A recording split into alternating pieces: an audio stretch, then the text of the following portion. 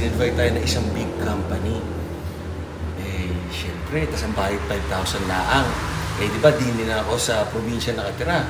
Ang biyahe mula din hanggang kung saan man yung in-invite nila akong lugar, aabutin ako ng 5,000 tol, tsaka gas. Di wala akong kinita, tas mapapagod ako.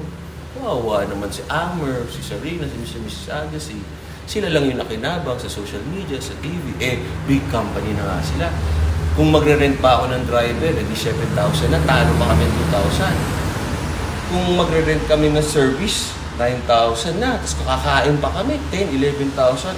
Kawawa naman kami, di ba? Talo. Kaya nga sila big company, kaya alam nila yung ginagawa. Kami, alam na rin namin yung value namin.